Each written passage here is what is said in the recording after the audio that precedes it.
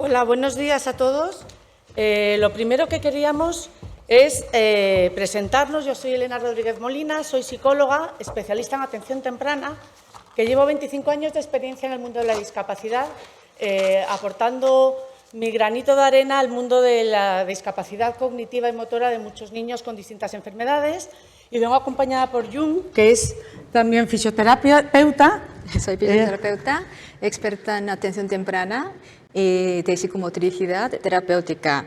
Pues con Elena llevamos mucho tiempo trabajando en el campo de atención temprana y hemos tenido un esfuerzo en los últimos 3 años en conocer a Martita, una niña que también tiene esta enfermedad.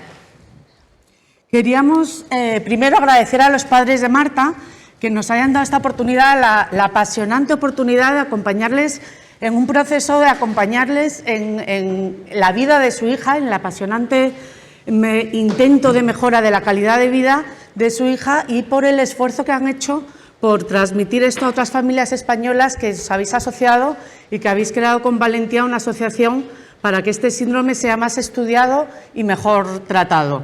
Y queremos dar gracias también a la asociación que se ha fiado de nosotras, vía la familia de Marta, y que nos da esta oportunidad de contar cómo trabajamos desde la atención temprana y desde la fisioterapia con niños que padecen la enfermedad de CTN-BB1. Entonces, para esto lo primero que queríamos era describir un poquito en qué consiste este síndrome. Aquí hay muchas familias de niños que lo padecéis, hay muchos profesionales, pero queríamos enmarcar el que, bueno, como ya sabéis todos, es una enfermedad genética que viene porque se da una alteración en el cromosoma 3p221 del CTNBB1. Cuando llega un problema a una familia, cuando llega una enfermedad, cuando una familia ve que su hijo no se está desarrollando de la manera habitual, lo primero que nos gusta incidir es en la importancia que tiene el acudir a profesionales. Y aquí hay 2 ámbitos muy diferenciados, que son el ámbito de la medicina y el ámbito de la educación. En cuanto al ámbito de la medicina, primero vamos a hablar de cuáles son los síntomas más específicos de este síndrome para luego hablar de los centros de atención temprana. Como hemos visto, lo que dice la definición, vemos que este síndrome tiene muchas alteraciones en toda área de desarrollo, por lo cual observamos en los niños afectados por este síndrome siguientes síntomas más habituales. Primero, discapacidad intelectual. Y segundo, retraso motor. Desde la motricidad gruesa hasta la motricidad fina estaría afectado. Y ahí que también entraría alteración del tono. Y solemos observar hipotonía axial y luego acompañado de una hipertonía en los miembros inferiores y superiores. También observamos muchos casos como estos tonos fluctuantes, se varía mucho, y luego otra parte sería ataxia, que tenía temblor al moverse. El tercer punto sería alteración en la conducta. Algunos tienen rasgos autistas, otros presentan agresividad, autoagresión, y también es muy frecuente que tengan trastorno del sueño y también impulsividad. El cuarto punto sería trastorno en la sensibilidad. Podría tener una hiper o hiposensibilidad a determinados estímulos, podría ser auditivos, táctiles o visuales. Y el quinto punto sería dismorfia facial variable. No es tan destacable como fisonomía de síndrome Down, pero sí que observamos, tiene microcefalia y la punta nasal ancha, el sucro nasolabial más largo y plano, y el labio superior más delgado. El siguiente punto sería discapacidad visual. La mayoría tiene estrabismo, hipermetropía, miopía. En el caso más grave tendría atrofia de retina y problemas en la vascularización de la retina. Eso requeriría siempre una revisión continua y periódicamente. El siguiente punto sería dificultades en la comunicación. Suele tener un buen nivel de lenguaje comprensivo, pero en muchos casos presentan unas alteraciones muy significativas en la adquisición del habla. Último punto, queríamos poner aquí retraso en el aprendizaje. También observamos con el crecimiento por unas déficit de atención por falta de mantenimiento de atención y concentración. Y cuando se detectan algunas alteraciones, debe acudir a los profesionales para que inicien unas intervenciones adecuadas lo antes posible. Y Elena va a continuar sobre el protocolo de este proceso. Una vez que una familia se da cuenta de que su niño está afectado por alguna alteración, que hay algo que no está funcionando, deben acudir a profesionales tanto médicos como de la atención temprana.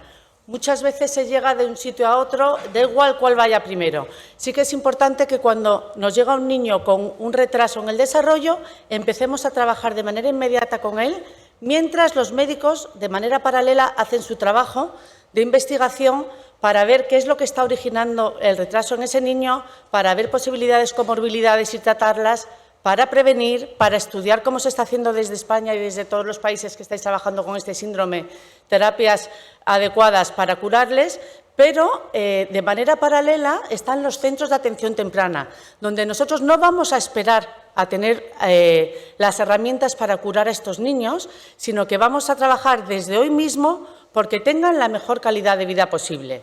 En los centros de atención temprana no necesitamos, entre comillas, saber cuál es el origen del retraso de un niño, sino que le miramos de manera personalizada y trabajamos con objetivos que no necesitan de muchísimos conocimientos, porque al final la puesta en escena de lo que es un niño y su familia, nosotros sabemos trabajarla independientemente de cuál sea el origen de su discapacidad. En los centros de atención temprana tenemos 6 objetivos concretos que luego vamos a personalizar a cada niño, y nuestro objetivo primordial es reducir al máximo los efectos que el déficit o el daño que tenga el niño en concreto puedan tener en todo su desarrollo global. Hay déficits específicos que pueden ser de lenguaje, que pueden ser motores, que pueden ser de la sensibilidad, que si nosotros los tratamos podemos evitar que incidan en otras áreas globales del niño. Vamos a mirar siempre como objetivo el optimizar el desarrollo. No sabemos nunca dónde va a llegar, nunca nos vamos a poner techo. Siempre vamos a intentar dar el siguiente paso que el niño pueda dar en las distintas áreas. Y para esto vamos a utilizar mecanismos de compensación, vamos a eliminar barreras, vamos a adaptar métodos y distintas terapias que se adapten mejor a nuestros niños para conseguir evitar déficits secundarios. Hay niños que si no son atendidos de manera temprana vemos que se van quedando atrás de manera secundaria, pues a lo mejor un niño que no consigue a lo mejor gatear hasta que tiene 3 años. No vamos a esperar a que empiece a gatear para que empiece a tener determinadas experiencias sensoriales, táctiles en las manos, en las rodillas, para que vea el mundo en esa posición. Vamos a adelantarnos y, además de trabajar que consiga el gateo, vamos a proporcionarle todas esas experiencias que un niño que gatea a los 9 meses pueda tener para que esto no suponga un retraso más general. Y vamos a tener muy en cuenta, y luego dedicaré un poquito más de tiempo a esto, el papel que tiene la familia como entorno básico en el que los niños se desarrollan desde que nacen. La familia y el entorno más cercano van a ser objetivo diana también de nuestro tratamiento, porque nunca hemos considerado al niño como una parte sin involucrar, sino como un entorno, como un sujeto activo de un entorno familiar. Entonces, todos los tratamientos que hagamos desde atención temprana van a ser siempre globales para incidir en una mejora de la calidad de vida de nuestros niños y teniendo muy en cuenta cuál es el papel de la familia. El siguiente, vamos a hablar sobre equipo de atención temprana. ¿Qué profesionales se forman equipo de atención temprana?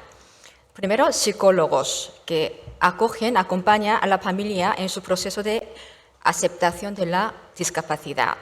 Y luego, estimuladores. Su trabajo generalmente es para conseguir el mejor desarrollo emocional cognitivo del niño. Fisioterapeutas buscaría un óptimo desarrollo motor del niño con la utilización de distintos métodos según los casos y necesidades. Aquí los padres me preguntan, a ver, ¿cuál sería el mejor método? No hay. Y luego, no hay un método que valga para todos tampoco. ¿Qué quiere decir con esto? Porque los terapeutas competentes utilizarían un método o varios métodos dependiendo de necesidad del niño, dependiendo de su desarrollo evolutivo. Y aquí tengo 4 métodos que utilizamos actualmente en centro de atención temprana. También sonaría más a los padres este tipo de métodos. Y primero, el método Boita. Este método sería un poco violento para los padres por llantos que provocan en el niño al mismo tiempo los padres que tienen que trabajar en casa aplicándolo cada día varias veces. ¿En qué consiste este método? Sería en desencadenar mecanismos automáticos de locomoción reflejas que ya tenemos programado en nuestro cerebro. Y realizan generalmente unas presiones selectivas en determinadas zonas del cuerpo del niño en 3 posiciones básicas. Sería decúbito supino, decúbito prono y decúbito lateral. El reflejo que utilizaría 2 tipos de reflejos. Sería el volteo, la rectación. Y con esos estímulos, el cerebro reacciona con una respuesta motora global de forma adecuada.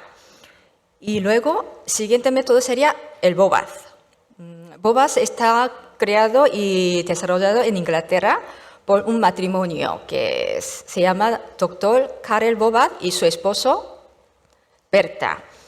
Generalmente este método ha desarrollado para la gente que tiene lesión cerebral. Y se trata de una técnica que inhibe el tono y luego patrones anormales, facilitando un movimiento normal para generar un mejor control postural, el tono adecuado. Y siguiente sería el método Metager. Este método es un poco similar al BOBAZ, porque es un enfoque de trabajo para los niños con parálisis cerebrales en Francia. Está creado con una terapeuta, se llama Michelle Metager, y ella se dedicó toda su vida a los niños que tienen parálisis cerebral. Y su método incluye fisioterapia, aparatos ortopédicos, podría ser DAPOS o bien prótesis, y estimulación de los sentidos y prevenir también las malformaciones que pueden llegar más adelante. Por último, sería facilitación neuromuscular propioceptiva. En nuestro cuerpo tenemos propioceptores, sobre todo en las articulaciones, en el tejido muscular. Teniendo un conocimiento sobre propioceptores y también las inserciones musculares, utiliza este tipo de método. Y es un conjunto de movilización que hace mediante un patrón diagonal en el cuerpo para conseguir la mejor recuperación posible, basándose en las contracciones repetidas. Y hay veces también estabilizaciones bastante rítmicas, sostén o reposo y repeticiones de muchos movimientos. Aparte de eso, quería también añadir unas actividades adicionales que pueden favorecer a los niños. Sería equinoterapia, danzaterapia y natación adaptadas y musicoterapia. Siguiente equipo sería terapia ocupacional, que trabajaría sobre todo integración sensorial y el desarrollo de motripina y actividad de la vida diaria. Los logopedas trabajaría el orofacial con la alimentación y la comunicación verbal no verbal. Y psicomotricistas harían intervención terapéutica para mejor desarrollo global posible a través del movimiento corporal y mente. Servicios educativos. Generalmente facilitaría a la hora de entrar al colegio para tomar decisiones y sobre la mejor modalidad educativa para cada caso. Podría ser escuelas de integración o bien colegios especiales, dependiendo del caso. Por último, trabajadores sociales. Ayudarían a la familia a conseguir los recursos que pueda favorecer y proteger al niño con dificultades. Y aquí hay un elemento más importante que podría formar en este equipo, serían los padres. Como el niño pertenece a un sistema que se llama la familia, con lo cual los padres también entrarían en este equipo desde el inicio, para que sea informado o escuchado, sobre todo atendido. A continuación, Elena va a hablar sobre la importancia de la familia. Desde el mundo de la atención temprana, cada vez nos hemos dado más cuenta de lo importante que es que la familia esté involucrada en el tratamiento de los niños y que sean una parte activa. Yo empecé hace 25 años en esta profesión y muchas veces hacíamos programas de estimulación donde a la familia casi ni la nombrábamos. Gracias a Dios hemos ido mejorando, nuestros niños y nuestras familias nos han enseñado mucho y ahora hemos visto que somos la herramienta para que las familias logren un desarrollo óptimo de sus hijos, pero que nosotros vamos a ser meros eslabones del desarrollo que ese niño va a tener primero en la familia, después en su entorno más pequeñito de la guardería y más adelante en el colegio y en la sociedad en general.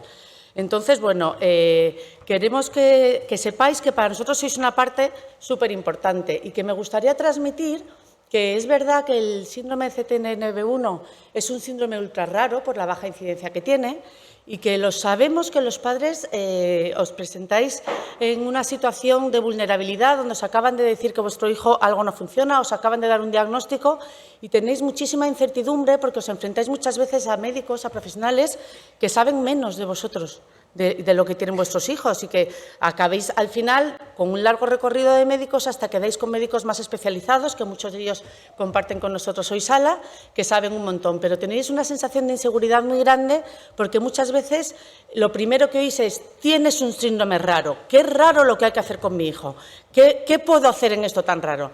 Bueno, pues yo vengo aquí a poner un punto de esperanza porque para nosotros vuestros hijos no son raros. Tenemos un montón de niños como los vuestros que el origen de su discapacidad puede ser distinta, puede ser genética, puede ser accidental, puede ser por una parálisis cerebral, por 1000 síndromes raros que hay. Pero vuestros hijos y la manera que tenemos de acercarnos a ellos, de trabajar y de conseguir el mejor desarrollo posible, no nos resultan nada rara. Entonces, queremos desde el primer momento acogeros y decir, la manera que vamos a abordar y a trabajar con vuestros niños no es rara, está muy estudiada. Vamos a seguir investigando y mejorando, pero sabemos cómo mejorar la calidad de vida de vuestros hijos mientras dejamos a otros profesionales médicos e investigadores que mejoren la parte médica. Pero nosotros, desde el punto de vista de la educación, sabemos qué hacer con ellos. Por suerte, aunque la enfermedad esté catalogada como ultra rara, los profesionales de la atención temprana no nos vemos perdidos ante eso. Claro que agradecemos tener un diagnóstico como referencia, porque a los padres les da seguridad, porque a nosotros también nos permite ponernos en contacto con otras familias para ver ellos qué han hecho y qué no han hecho y cómo ha funcionado, porque es una maravilla, lo que decía antes una de las madres, sentirse arropado por otras familias que viven nuestra realidad. Entonces, agradecemos tener un diagnóstico, pero no necesitamos que llegue ese diagnóstico para empezar a trabajar con un niño esta misma tarde si vemos que hay algo que no está funcionando. El trabajo que hacemos con los niños es siempre personalizado y nos gusta hacer mucho hincapié en que las familias debéis exigir y no parar hasta que deis con profesionales competentes que trabajen de manera global el desarrollo de todos sus áreas. Mi centro, por ejemplo, no tenemos fisioterapia, nosotros somos un centro donde solo tenemos psicólogos, logopedas y terapeutas emocionales, pero trabajamos en cooperación con Jung, con el Centro Momo, con otros centros de fisioterapia, con un montón de colegios y de guarderías donde nos ponemos en contacto. Entonces, intentad siempre buscar profesionales que atiendan al niño a nivel global, que aunque estén especializados en cómo enseñarle a hablar o cómo enseñar un sistema alternativo de comunicación si es logopeda o cómo mejorar su desarrollo cognitivo, en mi caso, que soy psicóloga, o sus emociones, o cómo conseguir el máximo de sus posibilidades a nivel motor, que vean al niño como alguien global que necesita un desarrollo en una familia que es su entorno natural, que va a ser siempre parte de nuestro tratamiento. En los centros de atención temprana es muy importante el enfoque que se está dando actualmente, que es involucrar mucho a la familia y trabajar desde la familia, porque no somos centros donde el niño tenga que venir, le metes en una sala, hace su terapia de 45 minutos y se va, sino que deben ser entornos donde ayudemos a la familia a reestructurarse. En cualquier familia que llega un miembro nuevo, que nace un hijo nuevo, se rompe el equilibrio que había hasta ese momento para bien, para mal, para regular, pero se cambian la estructura familiar y tienen que readaptarse a una nueva situación. La pareja se tiene que readaptar, los hermanos en casa de que los haya, los abuelos. La llegada de un miembro a una familia siempre requiere una reestructuración. Cuando llega un miembro con una enfermedad rara, como es la que estamos tratando aquí, ese equilibrio muchas veces salta por los aires de una manera exponencial y de repente la pareja se ve mucho más afectada, los trabajos de los padres se ven más afectados, los hermanos viven situaciones de celos más extremas porque de repente todo se paraliza porque llega un hermano con discapacidad.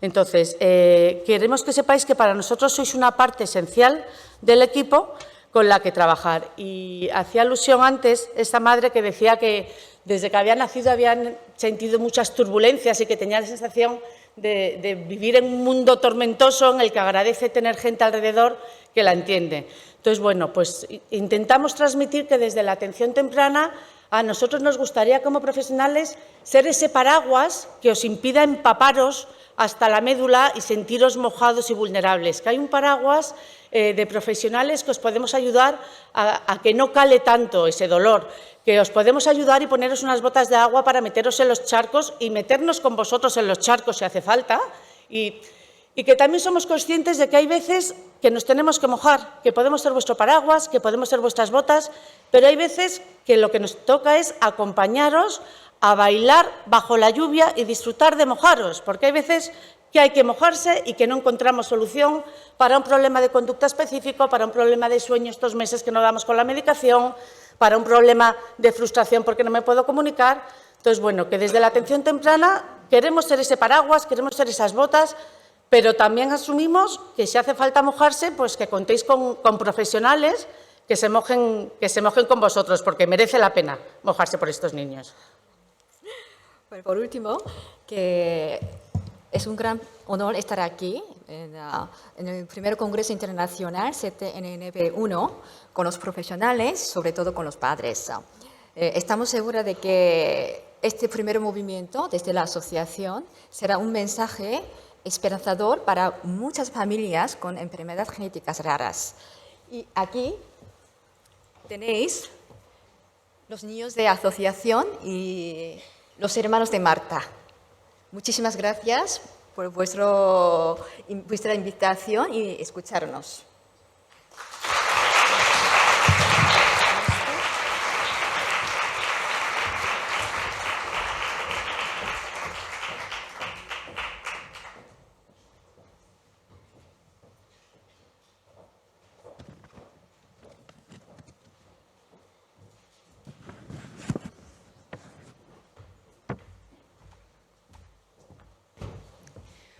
Bueno, buenos días a todos. Para mí es un honor estar aquí, así que muchas gracias por esta acogida y, bueno, en especial a Rodrigo, que es el papá de Alaya, una niña que tenemos en nuestro centro, que es el que nos trasladó esta invitación. Yo soy Natalia Otero, soy fisioterapeuta especializada en pediatría y en neurorehabilitación en general, tanto para niños como adultos, y soy la directora de Clean Terapias, que es un centro de terapias con caballos enfocado desde la neurorehabilitación y con un enfoque un poquito distinto al resto de las asociaciones o fundaciones que trabajan a día de hoy con caballos. Nosotros tenemos dos niñas actualmente que tienen el síndrome de CTNNB1, que hablaremos de ellas un poquito más adelante, y aparte tenemos niños con diferentes tipos de síndromes. Contamos con 67 familias actualmente que acudan a nuestro centro, la mayoría son niños y tenemos tanto niños con enfermedades raras, niños sin ningún tipo de diagnóstico y niños que al final estamos trabajando toda la parte clínica, aunque tengan como tal una etiqueta, ¿no? Porque como han comentado las compañeras, lo más importante es trabajar lo que nosotros vemos para intentar conseguir la mayor funcionalidad posible. Tenemos como 3 tipos de intervenciones, que tendríamos lo que es la neurorehabilitación con caballos, que constaría de un programa de neurorehabilitación complementario a las intervenciones que el niño realice en su centro de atención temprana o en el hospital, que constarían de estimulación oportuna, que sería fisioterapia y neuropsicología conjuntamente, fisioterapia específicamente o solo neuropsicología. Y luego tendríamos 2 programas que son ya un poquito más avanzados y enfocados a objetivos funcionales y deporte, que serían equitación terapéutica, que es para aquellos niños o niñas que ya tengan un poco más de autonomía encima del caballo, pero que al final se les quiera integrar un poco en el mundo deportivo. Y por último, la equitación adaptada, que en sí es la equitación, solo que con aquellas adaptaciones que necesiten para que se pueda realizar este deporte, ¿no? Y hacer un poco de inclusión. Como os he comentado, según el tipo de intervención, vamos a organizar todos los objetivos, la aplicación, los profesionales que lo van a realizar y los recursos y materiales. En el caso de la neurorehabilitación vamos a trabajar de forma global a ese niño, es decir, incluyendo su parte motora, su parte cognitiva, su parte emocional, su parte comunicativa y educativa, porque no podemos separar para trabajar con ellos. Al final trabajamos todo en concepto, aunque el profesional que haga esa intervención sea el fisioterapeuta o el neuropsicólogo. Lo podemos realizar a partir de los 10 meses de edad, porque al final no trabajamos solamente sentado el niño encima del caballo, sino que trabajamos en base al concepto BOBAT, principalmente utilizando diferentes tipos de postural set, es decir, posiciones encima del caballo que le vayan ayudando a desarrollar toda la parte sensoriomotriz. Luego tendríamos la parte de equitación terapéutica, que esta intervención es cuando el niño ya es capaz de mantenerse encima del caballo de una forma autónoma. ¿Por qué? Porque solo hay un profesional en este caso con el niño, o un psicólogo o un fisioterapeuta. Entonces sí que necesitamos que tanto a nivel físico como a nivel cognitivo como a nivel emocional sea seguro que se mantenga él encima del caballo. Y se pueden trabajar aspectos que tengan que ver con el manejo del caballo, pero siempre desde la funcionalidad. En el caso de la equitación terapéutica solo hay un profesional. En el caso de la neurorehabilitación hay 2 profesionales, que pueden ser 2 profesionales sanitarios o uno sanitario y una auxiliar de terapias asistidas con caballos. Y en el caso de la equitación adaptada es solamente el deporte, pero con las diferentes adaptaciones. Una cosa sí que es importante que se tenga en cuenta es el tipo de materiales que se utilizan. Nosotros no trabajamos con sillas de montar, trabajamos con unas mantas que lo que hacen es permitir que el niño pueda sentir el movimiento del caballo y que podamos ir adaptando, como os he comentado, esos postural set a la demanda del desarrollo motor de los niños. Y en equitación terapéutica y en adaptada, ya sé que tenemos unas monturas especializadas según cómo el niño tenga su centro de gravedad, si es un niño que tiene más hipertonía, hipotonía, si necesita riendas que tengan adaptaciones visuales, estribos que le den referencias en los pies, un poco adaptado a que el niño se sienta seguro, pero que pueda integrarse en el mundo deportivo. En cuanto a la metodología, tenemos una metodología, como he explicado, un poco distinta al resto de asociaciones, porque sí que trabajamos de forma global con todo el equipo. Trabajamos en equipo con muchísimos hospitales de Madrid y de alrededores de Madrid, con centros de atención temprana, con fundaciones y con asociaciones. La idea es dar a conocer un centro que realmente sea con profesionales sanitarios, todo dirigido desde el enfoque de neurorehabilitación y que se integre en la familia. Entonces, somos un apoyo, no somos una terapia base, somos una terapia complementaria en la que, hablando con el resto de profesionales de los niños, intentamos ver qué están trabajando para extrapolarlo a un entorno distinto, pero siempre teniendo en cuenta qué es lo que los padres quieren conseguir con esta terapia, ¿no? Si lo quieren enfocar más a una actividad deportiva o más a nivel terapéutico. Como hemos dicho, según el tipo de intervención, vamos a ver qué tipo de monta es el que se va a necesitar. Puede ser una monta gemela, que es cuando el niño no se mantiene solo encima del caballo y en este caso se sube el fisioterapeuta para facilitarle una correcta postura. Puede ser la monta autónoma facilitada, que es cuando sí que es capaz de mantenerse encima del caballo, pero con nuestras manos y con el movimiento del caballo tenemos como que ir moldeando y facilitando para ayudarle a construir una mayor verticalidad. Y luego tendríamos la monta autónoma supervisada, que simplemente es con referencias más verbales o gestuales, sin tantas referencias físicas como tal. Los objetivos que vamos a plantear son siempre objetivos funcionales que se plantean en esa primera intervención, en esa primera entrevista que tenemos con los padres, en las que lo que queremos que nos cuenten qué es lo que está realizando, si tiene algún tipo de diagnóstico o no, desde cuándo, qué les preocupa y qué se está trabajando en el resto de las intervenciones. Y en base a eso organizamos las sesiones según el tipo de caballo que va a necesitar y empezamos a trabajar. Damos un informe con lo que vamos a trabajar, la parte técnica que tiene que ver con todo el tipo de metodología y luego la parte de cómo lo aplicamos al caballo, ¿no?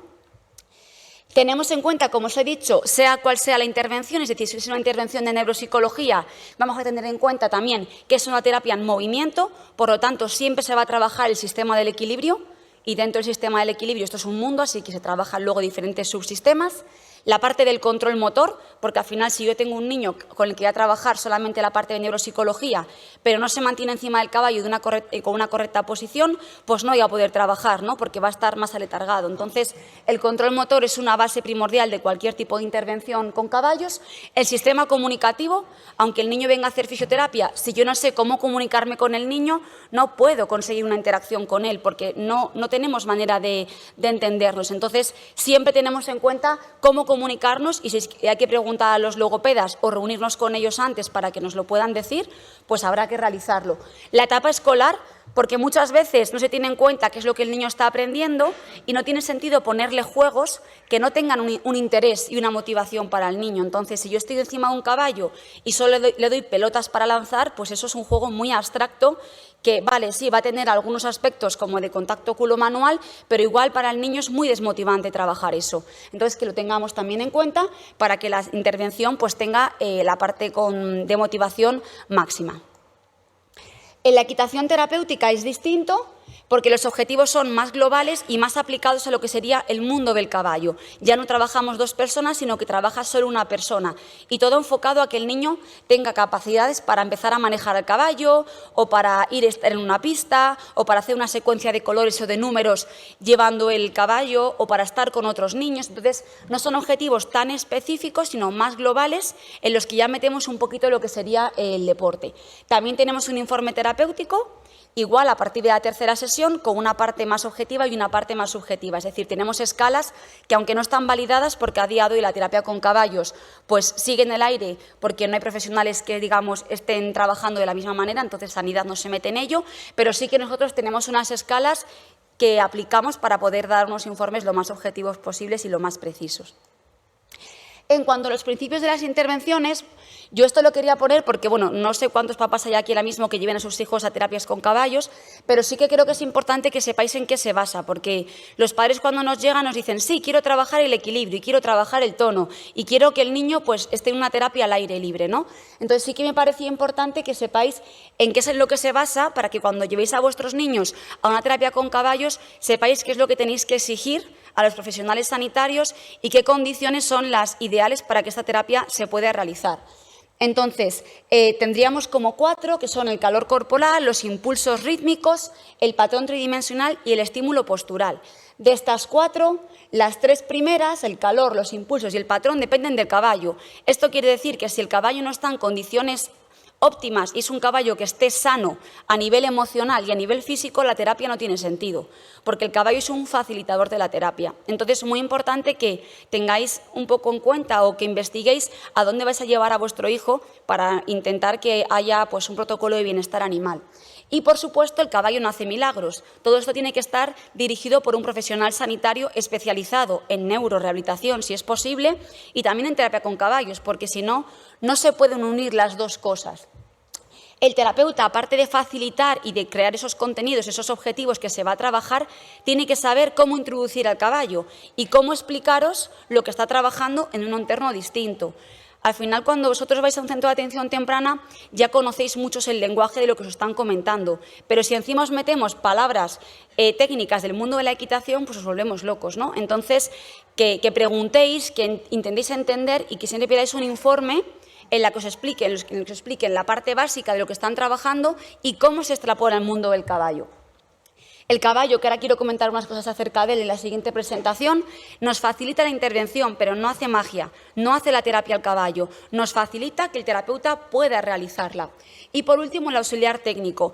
Esto también es muy importante y es que en muchos sitios lleva al caballo un voluntario o un alumno. Al final es una responsabilidad, porque si el caballo hace cualquier cosa, vuestro hijo es el que va arriba. Y es una terapia pues, que tiene sus riesgos porque es un animal muy grande, de mucho peso y son animales de huida. Entonces, aseguraros que el profesional y el equipo que conformen ese centro, todos sean profesionales, porque cada uno aporta su granito de arena para que la intervención tenga sentido. En cuanto al protocolo de bienestar animal, es importante que, bueno, bajo mi punto de vista se tenga en cuenta, porque ahora mismo hay muchísimo maltrato, y no solamente de pegar, sino de cómo se tienen a los caballos y en qué condiciones.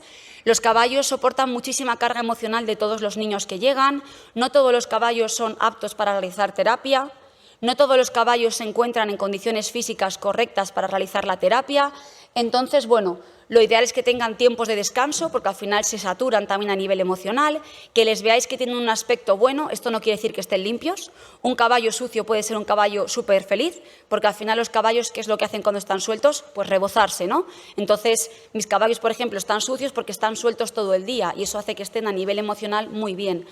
Entonces, que veamos un poco el contexto, ¿no?, de cómo están esos caballos, qué es lo que llevan, qué expresiones tienen, para que elijáis un sitio que tenga un buen binomio entre la parte de animal y la parte de terapeutas. Y por último quiero contaros los 2 casos clínicos que tenemos ahora mismo en ECRIN. Uno es Alaya, ¿vale?, que es una nena que lleva con nosotros bastantes años, tiene 7 años, hace un programa de neurorehabilitación con caballos dirigido más desde el área de la fisioterapia. Esto no quiere decir que no tengamos en cuenta la parte de la comunicación, la parte cognitiva y la parte emocional. Se tiene en cuenta todo, solo que está más dirigido desde el área de la fisioterapia. En este caso, el objetivo funcional que tenemos marcado con ella es mejorar la marcha, que haya un poquito más de estabilidad y que mejore la subida y la bajada de escaleras. Todo esto intentando meter atención dividida, porque es un niño que va a estar mirando, explorando cosas a la vez que se quiere mover. Objetivos un poquito más específicos de la intervención que hacemos con ella: conseguir ganar la mayor estabilidad posible a nivel pélvica y sobre todo de toda la musculatura extensora para que vaya más en verticalidad, como he comentado, mejorar esa información de sus piernas en su esquema corporal, porque es donde más afectación a nivel motora tiene, y mejorar las reacciones de enderezamiento y de equilibrio. Esto no quiere decir que no trabajemos la motricidad fina, se trabaja porque al final todo esto se hace mediante juegos, solo que estamos centrados más en esto. Y tenemos en cuenta la parte comunicativa, la parte cognitiva y la parte emocional, y el cómo comunicarnos con ella para que cada vez haya más lenguaje espontáneo por su parte y más fluido. El diseño de la sesión en este caso, pues un caballo grande que tenga movimiento, porque Alaya es una niña que ya es más grande que cuando empezó, entonces hemos ido cambiando de caballo. Trabajamos con una manta, sin estribos, sin riendas a día de hoy y siempre con cambios en el terreno para poder estimular un poquito más toda esa parte que os digo receptiva. En cuanto a los juegos, bueno, pues metemos juegos que tengan que ver con la grafomotricidad, que se está trabajando también en toda la parte escolar, juegos de números y de letras, por lo mismo, juegos que tengan que ver con orientación espacial y luego que ayuden a producir más el lenguaje, ya sea con cuentos, con cosas de comidas, con cosas en las que tenga ella que sacar contextos para crear y diseñar frases y, como os he comentado, motricidad bimanual y óculo-manual. Y luego tenemos otro caso muy diferente, que es Noelia. Noelia hace equitación terapéutica desde el área de psicología, es decir, no necesita 2 personas que vayan en la intervención con ella, sino solamente un profesional. Está enfocado a equitación terapéutica porque es una niña que se mantiene en el caballo de forma autónoma, tiene 12 años y en este caso está todo más enfocado al trabajo de la gestión emocional. Trabajamos con ella que adquiera estrategias para mejorar situaciones que se le van en su día a día, tanto en el colegio como en casa, y para disminuir los niveles de frustración en cuanto a cuando no controla esas situaciones. Entonces, todo lo que se realiza con ella es exponer las situaciones que la puedan poner en esas situaciones para canalizar desde la psicología toda la parte emocional y darle herramientas. Y en su caso trabajamos con una montura de equitación terapéutica porque al final sí que queremos ya que haya cierto manejo y que la niña se sienta pues como otra niña más de los que están en la hípica manejando su caballo con sus riendas. En cuanto a las dinámicas terapéuticas, también trabajamos la orientación para que maneje el caballo, con ejercicios de lateralidad, cambios de asiento y, como os he dicho, roleplays y talleres de gestión emocional. Entonces, bueno, son 2 casos muy diferentes que se pueden enfocar desde la terapia con caballos de manera muy distinta, pero siempre, como os digo, intentando tener en cuenta lo que se está trabajando en el resto de intervenciones de los niños. Así que nada, con esto solamente quería explicaros un enfoque distinto, complementario al resto de las terapias y que sepáis, bueno, pues si queréis llevar a vuestros hijos o si conocéis gente o si queréis información, que siempre veléis por un protocolo de bienestar animal y por profesionales sanitarios. Así que muchas gracias.